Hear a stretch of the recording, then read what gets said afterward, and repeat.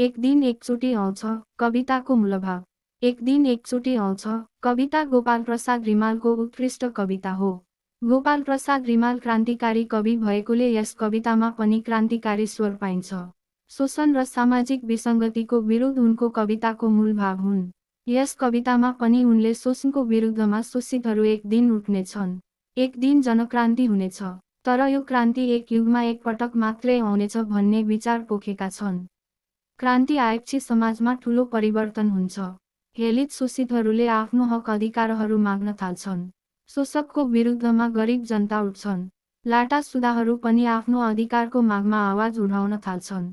हिजको दिनमा शोषण सहने गरिब निमुखाले आफूलाई शोषण गर्नेहरूको विरुद्धमा लड्छन्। देशमा शोषण चरम सीमामा पुगे गरिबहरू आफ्नो जीवन बाँच्न गाह्रो पर्छ।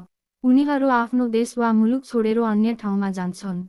तर क्रान्ति सुरु भएपछि उनीहरू पनि फर्केर आए अधिकारको निम्ति क्रान्तिमा भाग लिन्छन्। आफ्नो हक अधिकार गुमाएकाहरू मृत्युतुल्य जीवन बाँचेको सबै कायरहरू पनि वीर बनेर क्रान्तिमा भाग लिन्छन्। क्रान्ति सुरु भएपछि मुलुक वा देशमा हाहाकार मच्छ। परिवर्तनको लहर चल्छ।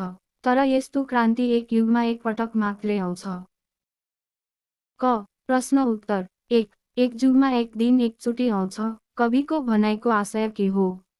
एक जुगमा एक दिन एकचोटि आउँछ भन्नुको आशय क्रान्तिका दिनहरू सधैँ भइरहँदैनन्। यसरी न्याय अन्याय अत्याचार शोषण र दमनका दिनहरू पनि सधैँ रहिरहँदैनन्। यसको पनि अन्त हुन्छ जब एक युगमा एकचोटि एक दिन क्रान्तिको दिन आउँछ। 2 हाहाकार मच्छ यहाँ पाप खुल्न थाल्दछ। यहाँ हाहाकार किन मच्छ र कसको पाप खुल्न थाल्दछ? एक युगमा एकचोटि एक दिन क्रान्तिको दिन आएकोले त्यहाँ उलटपुलट उथलपुथल भएकाले हाहाकार मच्छ। एक युगभरि लाटा सिधा जनतालाई अन्याय अत्याचार शोषण र दमन गर्नेहरूको पाप खुल्न थाल्दछ। 3 खरानी हुन्छ भरभराउँदो हुरी चल्न थाल्दछ कायर पनि वीर हुन्छन् वेग चल्छ जोसको। उक्त कवितांश कुन कविताबाट निकालिएको हो? यसका कवि को हुन्? कायर कहिले र कसरी वीर हुन्छन्? उक्त कवितांश एक दिन एकचोटि आउँछ कविताबाट निकालिएको हो। यस कवि गोपाल प्रसाद रिमाल हुन्। जनता अन्याय अत्याचार शोषण दमन सहेर बाँचिरहेका छन्। यिनीहरू खरानीले छोपेको आगोको भूपरो हुन्।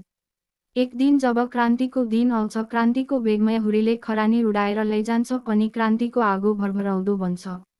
क्रान्तिको जोस चल्छ र कायर भई सहेर बसेका जनता क्रान्तिको निम्ति वीर बन्दछन् भनेर कविले यहाँ भनेका हुन्।